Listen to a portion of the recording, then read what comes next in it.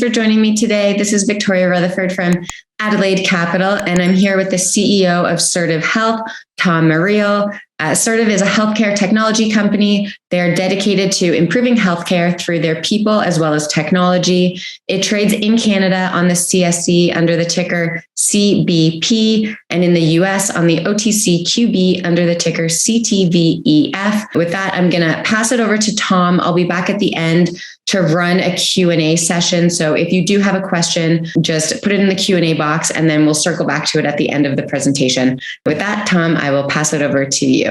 Thank you, Victoria. Good afternoon or good morning to everyone. Thanks for joining us today. I want to personally thank Victoria and her team for assisting us on the presentation today and setting this up through Adelaide Capital. We've really enjoyed our working relationship over the last few months with Adelaide and certainly working with Victoria. So as we get into Certive Health, I want to just tell our story to you today. We have a wonderful story in healthcare. You're going to hear, I think, a lot of good comments with regards to who we are and what we do. Like many things, stories have a lot of meaning to us. And before we actually jump into the content, I want to share a quick idea and thought I had around telling stories. I'm a big Arizona State University football fan, and every home game, they have a story about a fan or booster that has a lot of passion about the ASU football program. And what I take away from that is just really how much people really do care about certain things. And these folks are really demonstrate their caring for ASU football. Well, I think we're going to hear today from me and other folks that I will introduce as it relates to team members is the passion that we have and the caring that we have around healthcare and the results that we have done through working with many companies and the experiences that we share with each other with regards to healthcare. Certive Health was founded by industry leaders. We have a vision to improve healthcare. We do that through our technology divisions. We have a strong leadership team. Our two divisions that we have today is Certive Health Revenue Solutions, which provides revenue cycle services to hospitals. This is a company that we've purchased a few years back, and it really is a solution that brings lost charges that are found to hospitals and increases our revenue. The folks that operate this division have the same passion of bringing revenue to clients, and these are hospitals. Our next division that we have just begun and started early fall is our Certive Health Compliance Solutions. This is going to be a cybersecurity solution. Cyber ProTech. It's tailored to address the unique needs of healthcare providers throughout the U.S. And I'll talk more about each one of these divisions as we go. Leaders in healthcare technology, our corporate structure. As many of you have known and heard about Certive and been investors in the Certive Solutions company, we are a publicly traded company, as Victoria mentioned, based out of Canada. We have our own Certive Health Inc. here in Scottsdale, Arizona. And we have the two divisions that I mentioned, Certive Health Revenue Solutions, which our Omega technology brand has been in, and then our Certive Health Compliance Solutions. Why Certive? Why should you invest in Certive? Why should you be a partner to Certive? Let me explain a few reasons why. We have tremendous exposure to growing healthcare technology through the experience of our leadership group, our advisory council. We have the ability to see and witness firsthand with hospital systems and hospitals interesting trends in healthcare and healthcare technology. As many of you know, healthcare technology has increased significantly over the last few years, and the investment in technology is going to even be greater as we move forward. It drives data efficiencies, it adds to productivity, and it really allows hospitals and healthcare providers to generate more revenue with less labor. It's an important part of where we are today in healthcare. Healthcare, with the COVID crisis, there's been a significant labor shortage in hospitals and healthcare. And technology is going to be a big driver for them to be able to reduce labor and to drive the increase in productivity that is needed. Thus, we are looking for other ways to expand our footprint into other healthcare tech verticals, such as the artificial intelligence area, which we believe will help drive efficiencies into the healthcare space. We have the ability, as you'll hear more about as we go through the deck, the ability to drive innovation and bring it to market through our C-suite relationships that we have with a number of CEOs, CFOs, chief information officers, chief security officers in healthcare providers across the United States. We believe we're in a very much an inflection point in our growth and our profitability. And we anticipate through the things that we're executing on today that we will be able to continue to grow our business and drive profitability by middle of this year. Our executive management and board, as many of you know and have seen before, we have a very strong management team and board. Our board of directors is made up of Tim Highland, myself, Scott Thomas, Jeff Wareham, and Sheila Schweitzer. Four of us, Tim, I, Scott, and Jeff, have been on the board for a few years. Sheila has just been elected to our board. And I have to admit, I am extremely delighted to have Sheila as part of our team.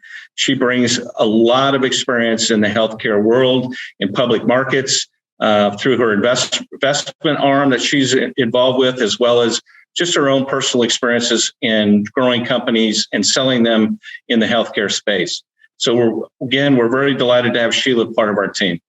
Our advisory council are really handpicked. I was fortunate enough back in, I think it was 2016, 2017, to actually help build this team of advisors for Certive.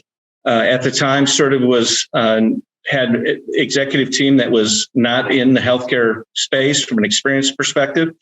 I saw the need to be able to bring healthcare knowledge and experience to the healthcare world for Certive through relationships that I have with many of these people.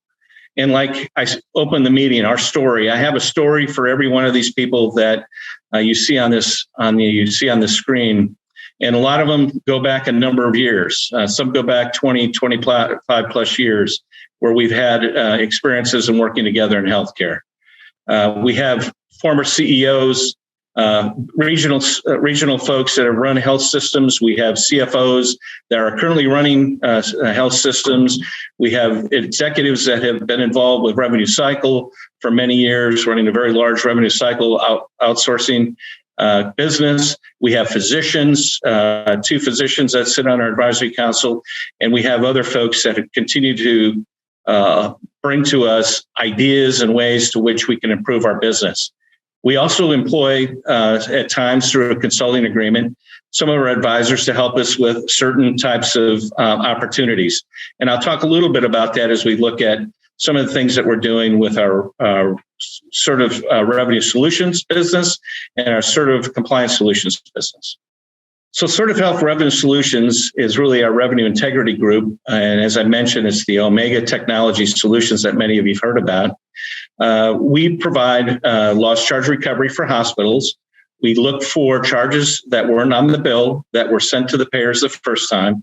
And we find these through our technology and our methodologies using clinical resources to help us identify missed charges as well as the software that we utilize. It's a big opportunity area for us. We believe that we can continue to grow this business. As you'll see on the left, there's a chart that indicates the growth that we've had over the last 3 years with the Certive Health Revenue Solutions company. We're at 1.7 million. We anticipate that we will lift that number to a little over 2.2 to 2.4 million for this calendar year. And we have a very deep pipeline that we'll talk about here in a minute about how we anticipate us growing to that level. This company is built on 25 plus years of experience in lost charge recovery services. And we have a very formal process in which we operate our business of lost charge recovery. We first like to conduct an assessment with the health system or hospital that we're doing work with. We identify and validate the charges that we see. We then are involved with the hospital in validation of those charges and then billing and collecting back through the insurance companies or payers. We then provide our clients with reporting, and we also provide them recommendations for improvement. As I shared with you a little bit on the previous slide, this is a substantial market for healthcare. And as you can see, that there is a tremendous amount of waste in the healthcare system, as many of you know. And it's a big industry within the U.S. Within just the mega market opportunity or Certive Health Revenue Solutions area, we anticipate that we have a potential market of about $2 billion for us to be able to go operate in. And needless to say, we're at a very small scale to that $2 billion today. So we have the opportunity to continue to grow this business, and we look to do that. This is a case study of one of our clients.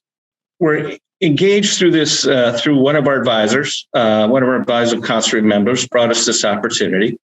It is a very large Midwestern hospital. It's a teaching hospital in the Midwest. We were asked at the beginning if we could come in and prepare an assessment to one of their facilities. And as we were talking to the folks at this facility, they mentioned to us that they didn't think that they had missed any charges. And that's a typical reaction we get from a lot of our prospects and a lot of our clients. And we said, well, let us just do our assessment and see what we may find. Well, needless to say, we found quite a bit.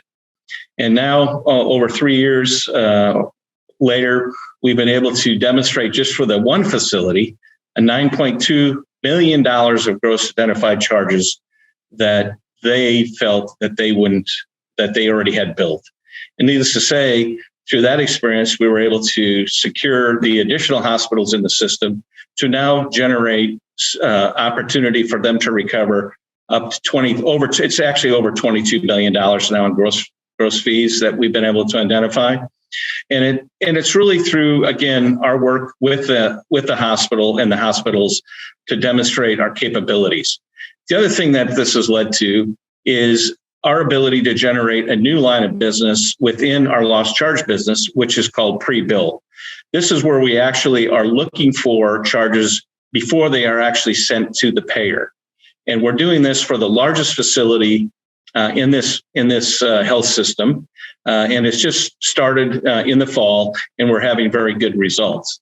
Matter of fact, the client has agreed to expand our pre-bill services from just the observation claims to now actually all OR claims.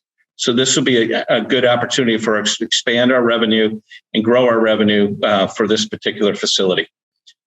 As I mentioned earlier, we have a very strong pipeline. And recently, we're showing here that we have 136 hospitals, 29 health systems, could generate up to $18 million for us if we close every one of them. And again, that's an estimate based on our knowledge of the market. One of the things that has occurred over the last 60 days is that one of our clients and advisors to us has been able to open up now 12 health system doors for CFOs in those health systems for us. And we're continuing to market those folks in those hospitals. We have set up some calls already with them to pitch our deals, and we're looking to close some of those here in the first quarter of 2022. We do that through not only our relationships, but also through the people that are on our advisory council. And we, again, use our content and experience to be able to do these things. We do and still will continue to look for acquisitions to grow. We're going to leverage our existing product business as well. And one of the new products, as well as the pre-bill that we have just offered and are in pilot with one of our current clients, is what we call DRG validation. And we're using a consulting firm to help us with this. And so far, the first 2 months that we've looked at the DRG validation for one of our clients has seemed to be like it will generate some good revenue. So stay tuned on that one. We'll continue to update you as we continue to grow that particular service line within our existing book of business. As we talk about strong and established partnerships, as I mentioned, we have our partners, and then we have our team. And we have, like I mentioned, a very strong team of officers and directors that have contacts throughout healthcare and the connectivity to healthcare throughout the U.S. We have our dedicated sales executives.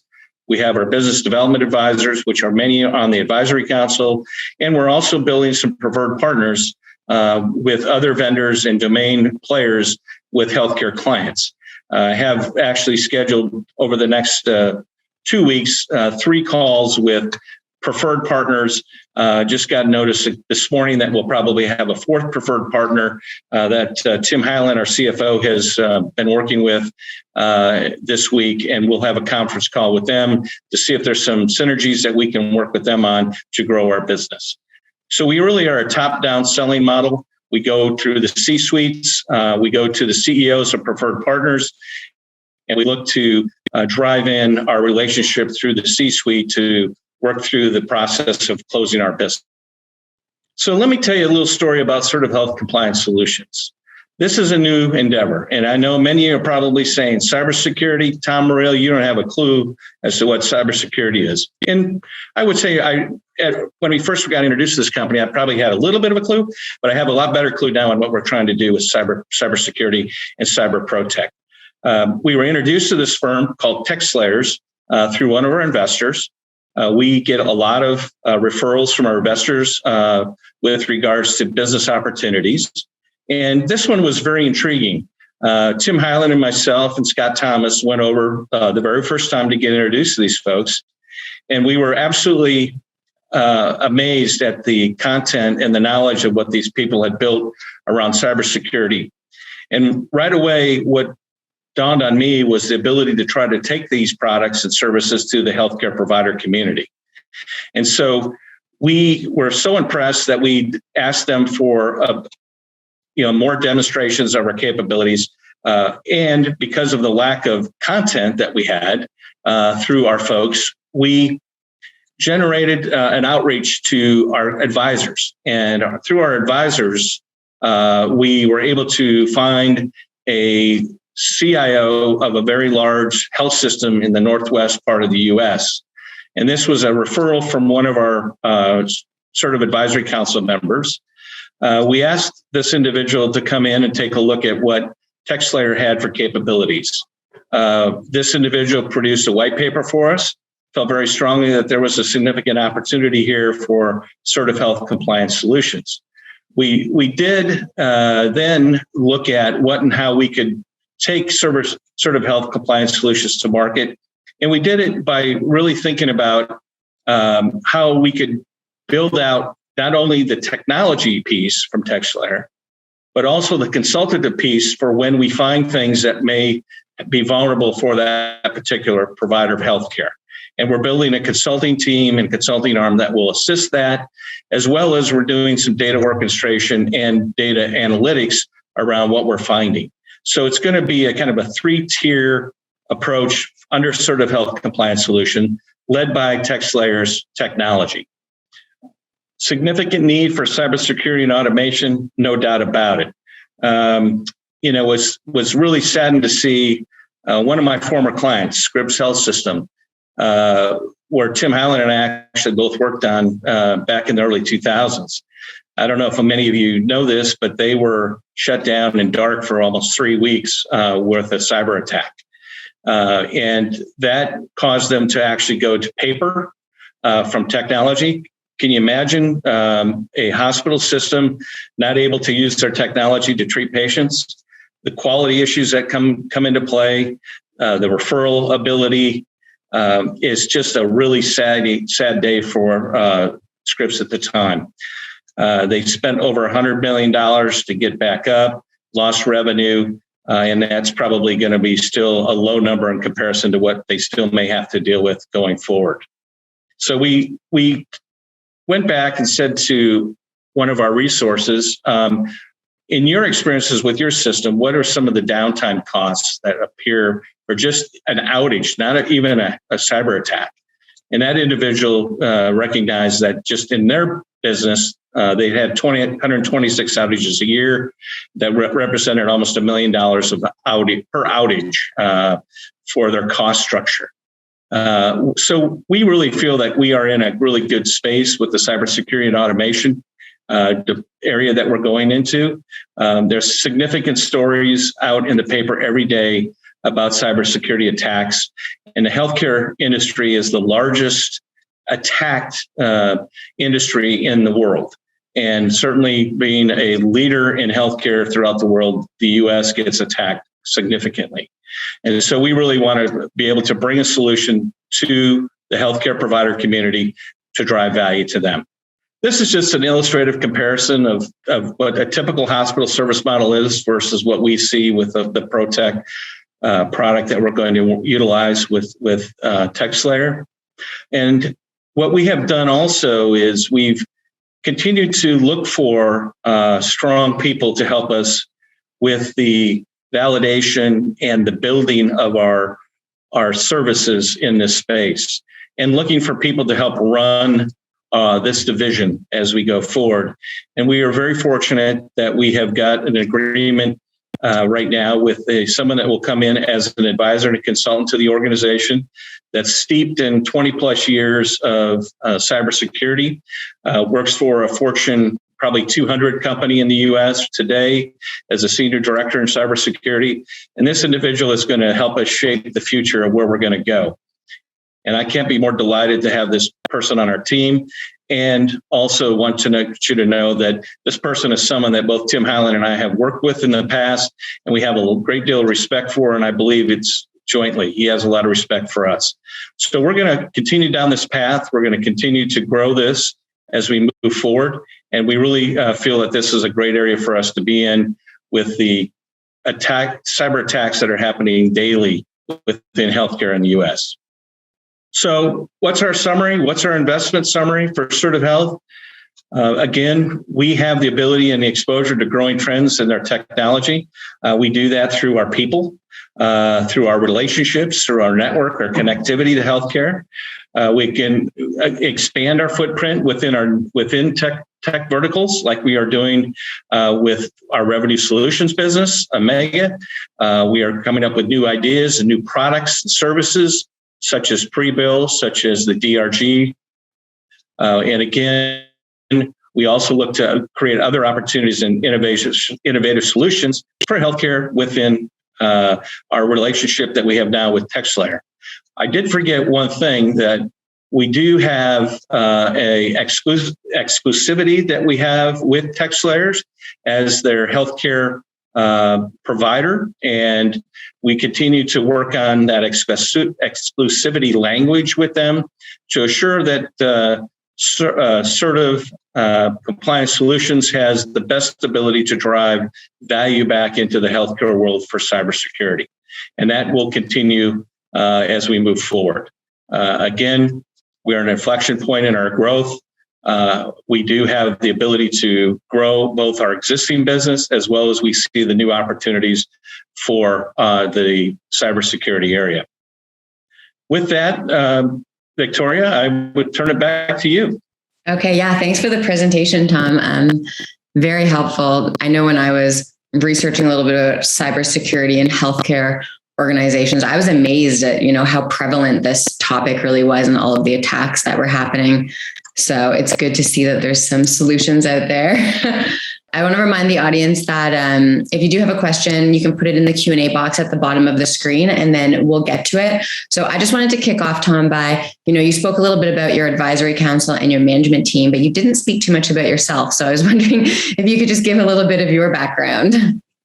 Sure. Thank you. I don't typically like to talk about myself, as a lot of you people know, but I've been in this business almost 40 years in healthcare, and I have started and done things with a lot of different areas of healthcare, from the consulting work for employee benefits, large Fortune 500 companies, to large public sector employers, to also helping run health plans throughout the U.S. Also have a lot of experience in innovative ideas around startup companies, as well as experience through my network of folks to be able to invest in other businesses throughout healthcare in the U.S. And I do that. And I sit on other boards of healthcare companies. I have been involved with buying and selling healthcare companies. And so when this opportunity came to me around Certive, I jumped at it because I saw the opportunity to bring healthcare knowledge to this organization. I also jumped at the opportunity to help hospitals. I sit on a board of a very large health system throughout the United States and one of their divisions here in the Southwest. And I really enjoy that and really enjoy the camaraderie and the connectivity I have with senior executives within that health system. And many of them have invested in our company and are part of our advisory council. So the connectivity is very important to me, and the ability and the passion to bring solutions to hospitals is extremely important. I know that, if we can find a health system in our revenue cycle business, $2-3 million extra, that money that goes right to the bottom line. They can invest in their labor costs. They can invest in the supply cost increases. It can go to training of individuals. So it's exciting that we can bring that type of solution to these hospitals. And certainly now with the ability to do things with cybersecurity, it'll also be, I think, add a significant value to these hospitals, knowing that we are going to bring in a solution in that will be a full suite solution around them getting attacked. So that's a little background on me and my story. As I mentioned, I'm a big ASU fan. I'm married. 31 years today, actually, is my anniversary is today. Oh, wow. Happy anniversary. Thank you. And that's a long time. Yeah, it's a long time. Yeah, same person too. That's good. So actually, just digging a little bit deeper. So since taking the reins then as CEO, where was Omega and that revenue integrity business when you came into Certive, and then where have you taken it over these past few years? Yeah, so as we depicted a little bit in that growth chart, we were, I think, just a little over $1 million of revenue. We were at 1.7 last fiscal year. We anticipate growing, like I said, to well over 2 million this year, and on path to be able to continue to grow the business in the revenue cycle solutions area. Just another thing that we have or will be doing is we're going to be investing in some additional people and resources for the revenue solutions area. And those folks will be helping us drive some operational efficiencies. In anticipation of growth, we want to make sure that we have as much efficiencies as we can operationally into that business. In addition, we are going to look to bring in some additional resources to help grow that business through relationships that these individuals have with other hospital systems throughout the U.S. These are relationships that I don't have, anyone in our advisory group doesn't have as either. So we're looking to invest in it, and we're looking to continue to grow it. And then what does the competitive landscape look like for the revenue integrity side? Like, are there other firms that we would know that you guys are competing against? Yeah, there's a lot of large firms, and there's a lot of large national consulting firms that are in this space. And we really have a niche, we feel, in the competitive landscape of what we do. We kind of do things, I want to say, a little bit the old-fashioned way. Many of our competitors have built what I would refer to as software solutions. And these solutions are built on the front end to look for hospital charges that were missed on the original bill.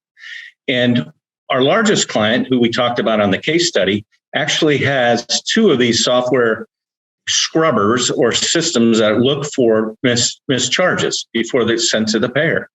And as you can see by our results, we have been able to do some really, really good work of finding additional charges through our clinical review. And the clinical review is really important because we use clinicians, we use RNs to look and audit the medical record to the actual bill. And because of their experiences in working in OR or ED or other areas of the hospital, they understand that there's got to be certain things that need to be part of any type of procedure. And if those charges aren't in that particular bill, then they need to be added back to that bill. So we really feel like we can do and have the niche that other folks are just not doing. A lot of people got out of the kind of what I refer to as people auditing part of this process. We have a very, very strong technology front end of this to help us get to the point of where we want to be able to identify those charges that need to be audited, and then we audit from there. Okay. Yeah, no, thank you. Another question is, you speak so highly of your people, and especially, the advisory council and the knowledge that they bring to you guys. And so I was just wondering if you could give some maybe like hands-on examples of some of the things that the advisory council has brought to Certive. Sure. I think everybody has contributed certainly to our work to date. Some more than others. And I may have mentioned this, I may not. Each one of the Certive Advisory Council members have brought either revenue into us or have invested in us or provide advice on a consultative basis. We have just been working with one of our advisors on 12 new opportunities with CFOs throughout other healthcare systems in the U.S. We're working with another advisor around driving efficiencies into the Omega division or the Certive Revenue Solutions division. We've had worked with one of our advisors to identify the opportunity in cybersecurity to get us introduced to the right people around the cybersecurity space so that we can validate what we have is going to bring a solution to the market that is going to be able to handle and be of true value to the hospitals going forward. So those are just three examples. I could certainly mention many others, but like I said, just about every one of them that are part of our team has added significant value to us. And then, so jumping over to the cybersecurity side of things, because I know that's the new business that we all want to talk about. Can you just tell us a little bit more about TechSlayers and why Cyber ProTech is more advanced than what the competitors are offering? Yeah, I'm not the techie, right? So what I see in kind of layman's world is one, it's again, built with the right people. One of the things that impressed us is these are all veterans of the military that have put this company together. They have and are all special ops individuals. Some of them are disabled veterans as well. And their passion around taking down, if you want to use that term, attackers through their work is something that really is a great vision of theirs and their mission. And so when we got introduced to them, it was important to kind of feel that in the room about what they're trying to get done. And it's exciting that they were been able to pick us as the healthcare provider and exclusivity for healthcare cyber tech. A couple of product features that I would say, it's on demand. So people can do penetration testing on demand.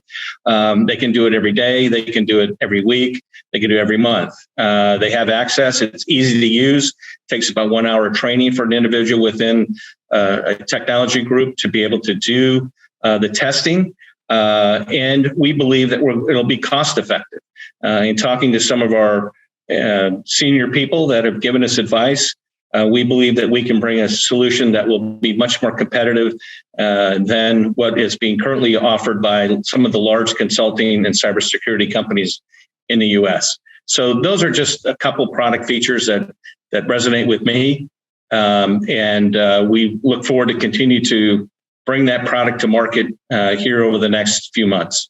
Yeah. And I know that when you guys had let me speak with TechSlayers leading into this webinar, they had mentioned too that really in order to validate the threats the same way that their program does, you almost need to deal with a huge consultancy firms and tons of people. And it takes 6 months or so because the other technology platforms out there just really weren't doing the same job, that they're really competing with the people, except they do it much quicker. And then rather than having to wait 6 months to see, did it work? And let's get all these people back in to make sure the threat's gone. Then you can just on demand run the system again. That's correct. That's right. Yeah. Okay. And then yep. keeping along that, I know I'm also not techie. I'll give my disclaimer. And then keeping along the theme. So you guys are just starting to launch this product now. So what's your short-term strategy to commercialize this product and to start bringing in revenues? That's a good question. Our short-term strategy is really to get some local healthcare provider firms sold. And we refer to them as minnows as opposed to whales in the business. So as we grow our business and as we get our feet on the ground, we anticipate that we'll be able to go after some of those whales, particularly whales that we already have existing relationships with. And then a lot of those are large health systems, as we've talked about already today, throughout the U.S. But we have enough relationships here in the Phoenix area, in the healthcare provider community, to be able to go get introduced and look to sell some of our business right here. It'll be close by. We can do all the servicing we need. And we believe that we can then start looking at larger opportunities as we move forward. And so I would say over the next 3 months, 6 months, this is really our focus is going to be looking at the local market and validating our product, our services, and our model, and making sure our pricing's right. So this actually leads really well into an audience question that we had. So on the cybersecurity side, what do you anticipate the sales cycle is going to look like once you start, going out into these organizations? It's interesting because TechSlayer has been in business for a little while, and they have been able to sell their product to a handful of folks. Their sales cycles are anywhere from 30 to 90 days from what they're experiencing. I think that's another reason why we want to start with the minnow concept, because in large health systems across the U.S., so healthcare providers, there's a lot of noise that comes as you look to get a contract through a large health system. And so we want to start off with more what I refer to as provider-owned businesses, things that are owned and operated here locally, so that we can speed up the sales cycle and get something done in the next few months. And then what does implementation look like? So once the contract is signed, is it the TechSlayer team that goes in and handles all of the implementation, or is that something that Certive will assist with? No, that's going to be our responsibility. Okay. Our model is going to be built around TechSlayers as our technology piece. We'll be client facing. We'll have the client relationship. We'll do the client onboarding. TechSlayers will be there to support us moving forward, and we'll also be there for any service issues or customer issues that we may have that we cannot answer or solve. So we want to have the ownership of that client. We want to be able to consult to that client. And if needed, we want to be able to take the data and the information that we receive and look for better ways to drive solutions into the market. And then I know it's early days, but realistically, if you had to kind of guess when you think we would start seeing revenues, could you make that estimate right now? Or, I mean, I would anticipate that we will have something sold by the end of the quarter. Oh, nice. Actually getting something in revenue would probably be in the second quarter. Okay. So in the next 60 days, I really anticipate that we'll be out really talking to our friends, our provider friends in the Phoenix market, and looking for ways that we can bring a solution to them. And then you also talked about at the beginning artificial intelligence and different technologies that you guys were looking at. So maybe just some quick color into the pipeline of different opportunities that you guys are looking at, or any color you can give us. Yeah. Well, what's interesting is that, again, we have folks that are bringing us opportunities, and through investors that we know, we've been really now looking at two other potential opportunities. Both are artificial intelligence companies. And they come to us, the main reason is because we have connectivity to healthcare. And a lot of organizations just are not able to connect in at the C-suite level of hospitals or healthcare providers. And we've been fortunate through the team that we've developed to be able to do that. So they recognize the ability for us to be not only connected, but also to have the content. And so we've had a couple of meetings with some folks around, mostly around productivity improvements using artificial intelligence. And that is to drive artificial intelligence will help us drive the increase in productivity in different areas of a hospital. And with the labor shortage happening, with COVID in place, it's good timing. And we think this is a real opportunity for us to be able to look at this as a potential opportunity. I don't anticipate us doing anything significant in this space for at least 6 months. That may change, but I think it's going to take us a while to kind of sort through how we're going to develop the product and actually get it to market. It's interesting actually bringing up COVID. We haven't talked about that, but I mean, working in healthcare organizations, have you guys noticed a bit of a slowdown in terms of sales cycles on both sides of the business, or getting meetings, or has there been any type of interruption, I guess, given the COVID situation? Oh, no question. It's been a very disruptive force within hospitals and health systems. Even though we're not necessarily dealing with patient care and what we do, just the whole virtualness of what the employees of hospitals are dealing with, and working now in a virtual world in the administrative arm or the revenue cycle department has created for us challenges, because they're used to coming together for a meeting, sitting next to each other, sharing information, and now they're trying to do that virtually. And so it's slowed down our process from just our existing clients in being able to get them to respond to us in a timely way to get charges approved, for us to get paid, and so on. In addition, we've also had a slowdown in our sales. I mean, we haven't been really able to go out to many, if any, hospital systems to have face-to-face conversations. And I'm a little old school. I like to do things and build relationships face-to-face. I know a lot of people on my team do that as well. And it's difficult to do things and really be able to connect with someone about talking about your value proposition when you're just doing it on a Zoom call. And I even probably say that today to the people that are on this Zoom meeting. It's always nicer to meet in person and be able to communicate effectively through the relationship. But we are where we are. So COVID has played a major role in what we do. And also from a hospital perspective, they have many other, what I would say, pressing issues going on with regards to just taking care of patients. And there's a capacity issue in many facilities throughout the country. People are not getting the care they need. Again, that's gonna be here for a while. And that distraction, or that I shouldn't say that's a distraction for us to be able to grow the business, but we've been able to work through it. We've been able to generate some new business. And we're looking to continue to do that going forward. Well, then I guess, that leads well, moving into 2022, what are you most excited about? Do you think that we'll be coming on the other side of this COVID distraction? And then also, what do you think the biggest challenge for Certive will be this year? Well, I think COVID's here. It's here to stay. I would probably rely on one of my clinicians to give a more clinical description of what's going to happen around that. I think we are becoming flexible and more adaptive to what and how we need to work. I do actually have a meeting scheduled, a face-to-face meeting scheduled here in February with someone in a health system outside of the Arizona market. So that's exciting that we maybe get to open up a little bit of that relationship building as we go forward.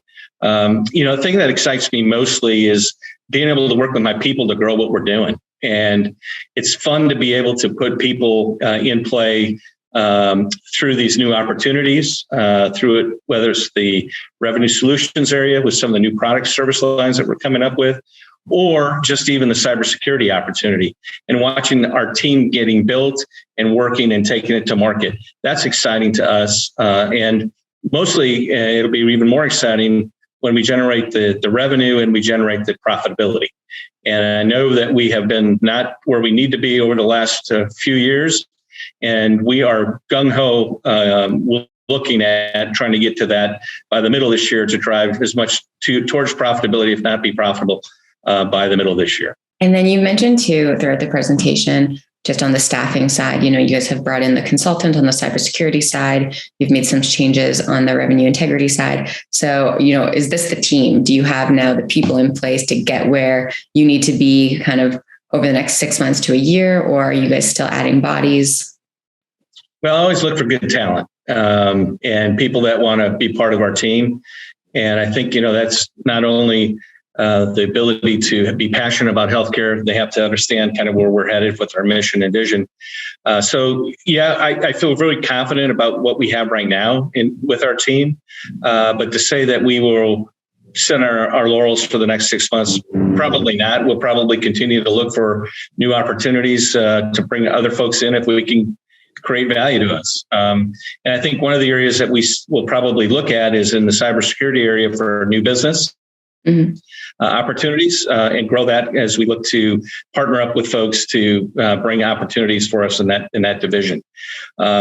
Just even I think the other thing that I'm excited about is working with Adelaide Capital on the social media, and working with you and your team in getting our message out in a more concise manner, like we did today with this webinar and our presentation.